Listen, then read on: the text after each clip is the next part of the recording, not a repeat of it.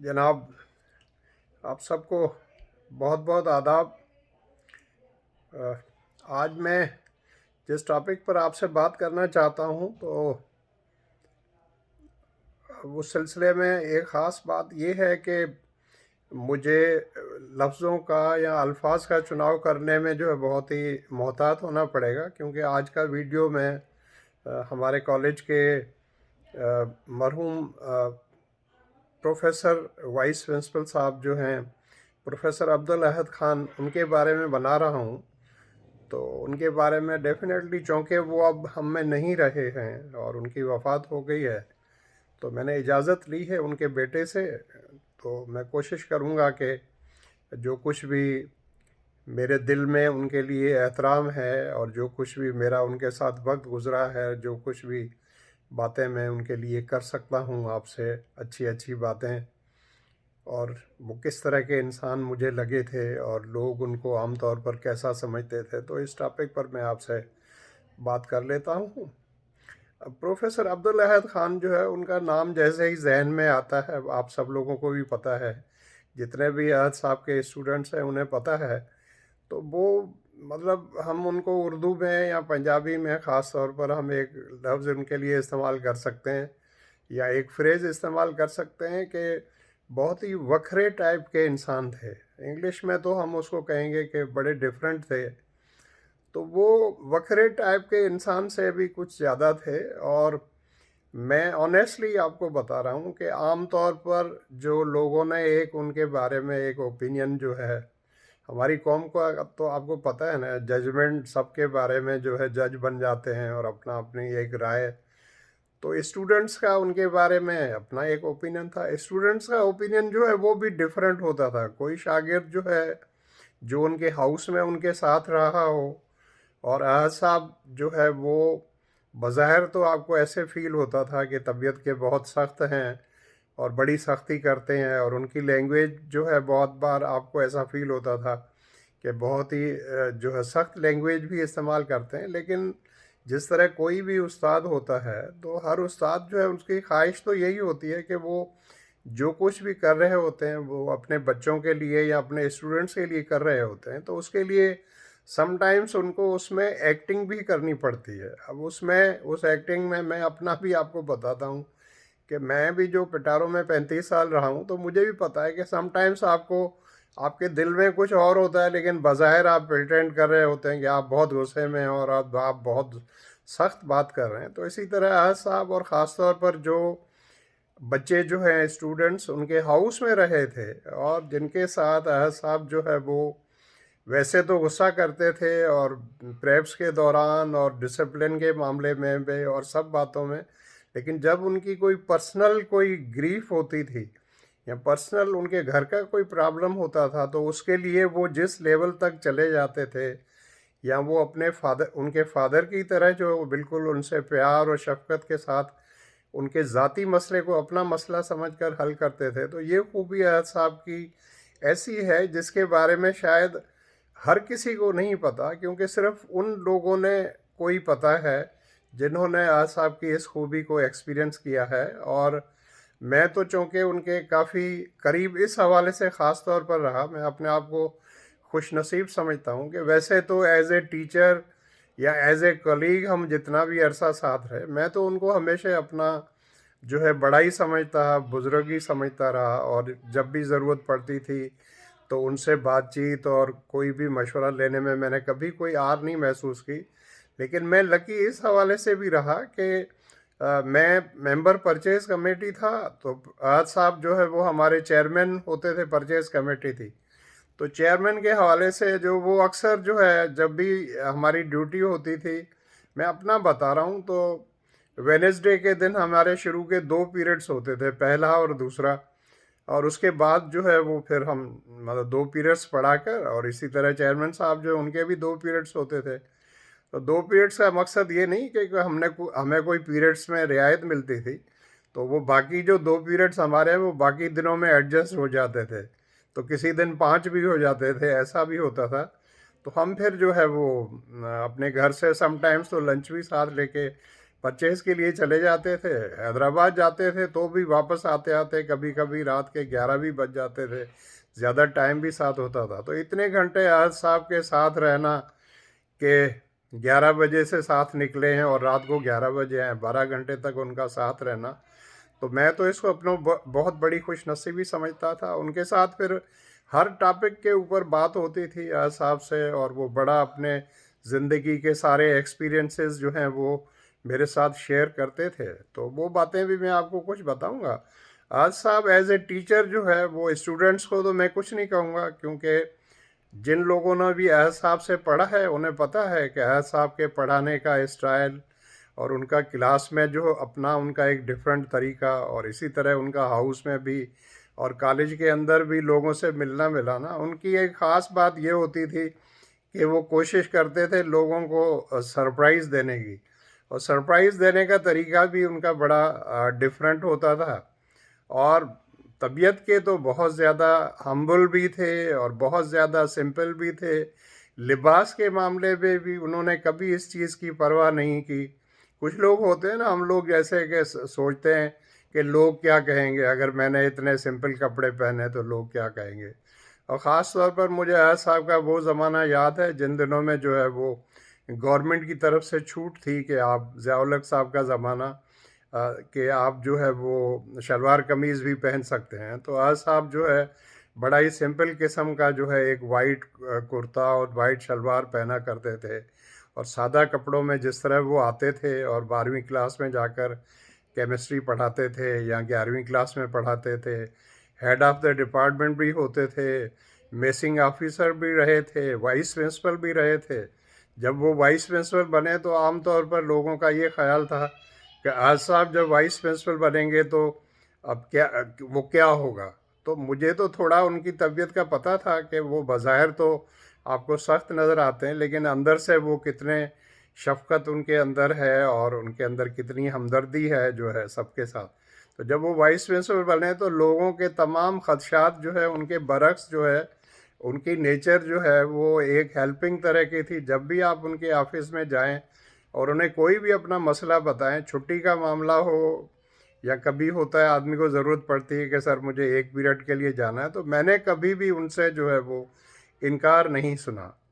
तो आज साहब की और भी बहुत सी बातें जो हैं काफ़ी मेरे जहन में आती हैं जो मैं उनके बारे में आपसे शेयर करना चाहता हूँ। लेकिन ऑनेस्टली स्पीकिंग कुछ बातें ऐसी हैं, वो मज़ेदार तो बहुत हैं, लेकिन मैं करते हुए जो है वो मुझे मतलब अच्छा नहीं लग रहा। मतलब उसमें से एक बात जो है या कुछ बातें मैं आपसे शेयर कर देता हूँ। तो एक बार अहद साहब के साथ जो है हम हैदराबाद गए, तो जो है वो हमारे साथ एक परचेज़ मैनेजर भी होते थे। अब उनका नाम तो मेरे जहन से निकल गया है। तो उनकी एक ख़ास बात ये होती थी कि वो बोलते बहुत ज़्यादा थे, हर वक्त बोलते रहते थे। तो अहद साहब कई बार उसको समझाते थे। एक बार ये हुआ कि हम साथ बैठे हुए थे गाड़ी में, तो अहद साहब ने कई बार उसे कहा कि भाई इतनी तुमने बातें हमें बता दी हैं, लेक्चर दे रहे हो, तो अभी बस करो भाई, काफ़ी बातें हो गई, अब तो शहर भी आ गया। तो जब तक वो बातें कर रहे थे हम तो अहद साहब उसे समझा रहे थे, लेकिन वो मान नहीं रहा था। तो कासिम चौक आ गया। तो अहद साहब ने, वो नज़र खान जो है वो ड्राइवर था, तो अहद साहब ने नज़र खान को कहा कि गाड़ी रोको भाई। तो नज़र खान ने गाड़ी तो रोक दी। तो उस बंदे से अहद साहब ने कहा कि जो हमारे परचेज़ मैनेजर थे कि यहाँ पर उतरो। तो उसने कहा सर मैं यहाँ पर उतरूँ? फिर उन्होंने डांट कर कहा, फिर उनकी सख्ती तो आपको पता है। तो उस बंदे को ज़ोरी उन्होंने उतारा ज़बरदस्ती कि उतरो यहाँ पर। उन्हें कहा कि यहाँ उतरो और यहाँ पर खड़े रहकर तुम डुगडुगी बजाओ और डुगडुगी बजाओ, लोगों को यहाँ पर जमा करो और जो भी तुम्हें लेक्चर देना है उनको देते रहो। जब फारिग हो जाओ तो हमें ढूंढ लेना। उसने कहा सर मुझे बता तो दें कि आप कहाँ जा रहे हैं, हैदराबाद में किस जगह पर होंगे, क्योंकि परचेज़ करने के लिए तो बहुत सी जगहों पर हमें जाना पड़ता। लेकिन अहद साहब ने कुछ भी नहीं बताया और ड्राइवर को कहा कि चलो यहाँ से। मैंने भी कहा कि अहद साहब ये बेचारा यहाँ क्या करेगा, कहने लगे नहीं रहने दो। फिर हम तो चले गए। फिर वो पता नहीं किस तरह वो वहाँ से उसने रिक्शा किया और कैसे करके उसने किस तरह हमें ढूंढा। अब वो ज़माना ऐसा है जब मोबाइल भी नहीं होता था और वो पहुंच गया। तो ये तो एक बात है। एक बार और ये हुआ कि आज साहब के साथ मैं हैदराबाद था, तो वो अक्सर जो है मुझे गाड़ी को एक जगह पर छोड़ देते थे, फिर मुझे कहते थे आओ मैं तुम्हें जो हैदराबाद की पुरानी गलियां जो है वो दिखाता हूँ। तो मुझे पुरानी गलियों में, छोटी छोटी गलियों में ले जाते थे और फिर बताते थे इस गली का नाम ये है, इस गली का नाम ये है। तो मैं उनसे पूछता था, मैंने कहा साहब आपको कैसे पता है इन सारी गलियों का और इन सारे रास्तों का? शॉर्टकट से कहीं ले जाते थे। तो एक बार ऐसे करते करते वो छोटी घिट्टी जो है वहाँ ले गए। फिर वहाँ पर एक बड़ी मशहूर जो है मिठाई की दुकान है, वहाँ पर ले गए। तो वहाँ पर जाकर उन्होंने मिठाई जो है कहने लगे कि यहाँ से मिठाई लेनी है। तो मिठाई लेने लगी तो मैंने देखा कि वो मिठाई कुछ ज़्यादा ही थी। तो पता चला कि 10 किलो उन्होंने मिठाई लिए। तो मैंने अहद साहब से कहा, मैंने कहा अहद साहब 10 किलो मिठाई का क्या करेंगे? कहने लगे अभी नहीं, पिटारो जब आएगा तो फिर मैं आपको बताऊंगा। मतलब वो सस्पेंस रखना जो है उनका एक अपना तरीका। मैंने कई बार पूछा, मैंने कहा अहद साहब बता दें कोई खुशी की खबर है, क्या है? 10 किलो मिठाई ने ली, आपने टोकरा पूरा भरवाया। कहने लगे नहीं, पिटारो जब आएगा, मेरा घर आएगा। तो उस वक्त अहद साहब जो है वो कासिम हाउस के हाउस मास्टर थे। तो आखिर होते होते पिटारो भी आ गया और वहाँ पर जब उतरने लगे तो मैंने पूछा अहद साहब बताएं आपने 10 किलो मिठाई ली है? तो कहने लगे कि ये मेरे बच्चे जो है काफ़ी दिनों से मुझे कह रहे थे कि मिठाई लेकर आना, मिठाई खानी है, हमने मिठाई खानी है। तो मैंने सोचा कि आज मैं इनके लिए इतनी मिठाई लेकर जाता हूँ कि मैं कहूँगा कि ये रही मिठाई, अब जितनी खानी है सब खा के दिखा दो और मुझे ख़त्म करके दिखा दो। तो आज साहब की बातें इस तरह की होती थी। उसके अलावा भी जो है उनकी बहुत सी खूबियाँ हैं और उन खूबियों में एक खूबी ये है जो मैंने कई बार देखी है कि उनके हाउस के अंदर एक जो है उनका मुलाजिम होता था हाउस में, उसका नाम लौंग खान होता था। आपको भी पता है वो पिटारो गोट का था। तो कई बार जो है उसके साथ उसका कोई काम होता था डोमिसाइल का या कोई, तो आज साहब जो है साथ चल पड़ते थे उसके सब। और कभी उन्होंने ये परवाह नहीं की कि मैं बस में किस जगह पर बैठकर जा रहा हूँ या कौन सी सीट में जा रहा हूँ या कार में जा रहा हूँ या ट्रेन में जा रहा हूँ। सादगी उनकी इंतहा की थी। ऑनेस्टी जो है उनकी, उनके तो कई किस्से मशहूर हैं लेकिन एक किस्सा जो मुझे ख़ास तौर पर याद है उनका, मुझे मैं नया नया आया था तो एंट्री टेस्ट के लिए अहद साहब की ड्यूटी ठट्ठा लगी थी। तो ठट्ठा से जब वापस आए तो मेरे से अच्छी उनकी दुआ सलाम थी। तो मैं बैठा हुआ था वहाँ अकाउंट्स ब्रांच में, वहाँ मैं अपना एंट्री टेस्ट के लिए जो टी ए डी ए का फॉर्म जो है उसको मैं फ़िल कर रहा था। तो आया साहब ने कहा कि जेठा तुम मेरा फॉर्म जो है वो भी फ़िल कर लो। तो मैंने कहा ठीक है आया साहब मैं फ़िल कर देता हूँ। तो वहाँ पर हम बैठे थे तो फॉर्म फिल करवा रहे थे। तो मुझे कहने लगे कि मैंने पूछा कि आया साहब यहाँ से हैदराबाद से जो है ठट्टा का जो है कितने किलोमीटर होते हैं? तो 1 किलोमीटर का होता है, पर किलोमीटर आपको गवर्नमेंट की तरफ से जो है पेमेंट होती है। तो मुझे कहने लगे कि नहीं, किलोमीटर वाला हिसाब नहीं लिखना है, आप इसमें लिखें कि मैंने कितना किराया दिया है। तो मैंने कहा हाँ साहब किराया अपनी जगह पर है लेकिन आप किलोमीटर भी लिख सकते हैं। तो कहने लगे नहीं, किलोमीटर लिखने की ज़रूरत नहीं है। उस वक्त किराया जो है हैदराबाद से ठट्टा का 7.5 रुपये बनता था। तो मुझे कहने लगे कि नहीं, मैंने किलोमीटर का हिसाब नहीं लेना, गलत पैसे मैंने नहीं लेने। मैंने कहा गलत नहीं है, वो गवर्नमेंट आपको उसकी इजाज़त देती है। कहने लगे नहीं, 7.5 रुपये लिखो जितने लिखने हैं। तो उन्होंने वो जाने के भी 7.5 रुपये और वापस आने के भी 7.5 रुपये लिखवाए। तो इस तरह की बातें आज साहब की और भी बहुत मशहूर हैं। और कॉलेज के अंदर जो है मेरी फैमिली का और अहद साहब की फैमिली का भी आपस में बहुत अच्छे जो है उनके संबंध थे। अहद साहब की सिस्टर जो हैं और भांजी भी वहीं होती थी, तो उनके साथ भी हमारा फैमिली का उठना बैठना, अहद साहब की पूरी फैमिली का हमारे साथ, अहद साहब के बच्चों का, उनकी बेटियों का हमारे घर आना जाना जो है वो इतना ज़्यादा तो नहीं होता था लेकिन फिर भी जो है बाहर भी मिलते थे। और अक्सर जो है तो मैंने अपनी बेगम जो है वो हमेशा जो है अहद साहब की बेगम की और उनकी बहन की, उनके बच्चों की जो हमेशा मैंने उनके मुंह से तारीफ़ ही सुनी। और अहद साहब की बहुत बातें हैं। अहद साहब ने कॉलेज जो है वो ज्वाइन किया था 1965 में।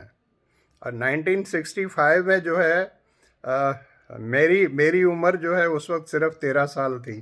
तो इससे आप अंदाज़ा लगा सकते हैं कि मेरे अहद साहब जो है वो हमारे बुज़ुर्ग से और उम्र में जो है मेरे से तकरीबन 16 साल बड़े थे। और अयाज साहब के जो है सारे तकरीबन कॉलेज की कोई भी ड्यूटी ऐसी नहीं थी जो अयाज साहब ने नहीं की। आपको पता है कि वो असिस्टेंट हाउस मास्टर्स भी रहे, फिर हाउस मास्टर्स भी बने थे, और HCO भी रहे थे, जैसे हाउस कोऑर्डिनेशन ऑफिसर कहते हैं। स्काउटिंग का उनको बड़ा शौक़ था और स्काउट की ड्यूटी भी कॉलेज में उन्होंने काफ़ी की, और उसके बारे में बताते। पोल्ट्री फार्म भी अहद साहब ने काफ़ी अरसे तक बहुत अच्छे तरीके से चलाया। सेंट्रल स्टोर जो है उसके भी इंचार्ज रहे काफ़ी अरसे तक। मैसिंग ऑफिसर भी बहुत अच्छे रहे और मैस का निज़ाम भी उन्होंने बहुत अच्छी तरह चलाया। चेयरमैन परचेज कमेटी का मैं पहले ही आपको जिक्र कर चुका हूँ, और उनको बेस्ट टीचर का अवार्ड भी दिया गया 93 में, 1993 में। और अपना जो है अयाज साहब जो है बहुत अच्छे इंसान थे, बहुत अच्छे टीचर भी थे, आपको पता है। और सादगी का मैं ज़िक्र आपसे पहले ही कर चुका हूँ। उनकी ईमानदारी जो है, मैं उनसे जो है बहुत ज़्यादा इम्प्रेस था, उनकी ऑनेस्टी से, मैंने आपको अभी बताया। और वो वाइस प्रिंसिपल भी रहे कॉलेज के, मैंने उसका ज़िक्र पहले ही कर चुका हूँ। और रिटायरमेंट के बाद जो है बाद में भी उन्होंने जॉब किया, और हमें जो पता चला था वो ये था कि कैडेट कॉलेज सांगड़ जो है उसमें भी उन्होंने जॉब किया था, और अगर मैं गलत नहीं हूँ तो वहाँ पर भी वो वाइस प्रिंसिपल बन के रहे। तो ये तो अयाज साहब के बारे में मुख्तसर सा जो है एक वीडियो मैंने आपको बताया। अब बातें तो अयाज साहब की जो है जितने किस्से और जितनी बातें मुझे प्रोफेसर जावेद अहमद ख़ान शेरवानी जो हैं वो बताते हैं, तो वो तो बंदा, मुझे तो ऑनेस्टली सारी याद भी नहीं है। अब वो तो शेरवानी साहब से कभी पाकिस्तान जाऊंगा और उनसे मुलाकात होगी तो एक वीडियो तो एक इंटरव्यू तो शेरवानी साहब का लूँगा, और फिर जो है वो फिर देखेंगे कि मैं और शेरवानी साहब दोनों बैठकर प्रोफेसर अयाज साहब की ज़िंदगी के बारे में और उनके जो उनके ख़ास तौर पर मज़ेदार किस्से हैं तो उनका हम ज़िक्र अगर कर सकें मुनासिब तरीके से तो वो भी हम कोशिश करेंगे। बाकी ये तो हो गया। उम्मीद है आप सब लोग ठीक ठाक होंगे, और कोरोना के हवाले से भाई आप अपना ख्याल रखिएगा। और मैं समझता हूँ कि ये मेरा वीडियो जो है वो साहब की फैमिली को और उनके बेटों को, उनकी बेटी को और उनके तमाम जो स्टूडेंट्स हैं जो इतना ज़्यादा प्यार करते हैं अयाज साहब के साथ, और जो भी उनके और रिश्तेदार वगैरह हैं, उम्मीद है उन सबको पसंद आएगा।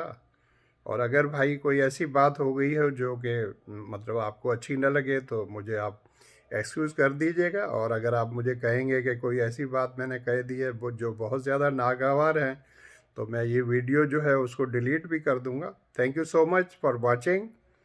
अल्लाह ताला आप सबको अपने हिफ्ज़ व अमान में रखे। Thank you so much.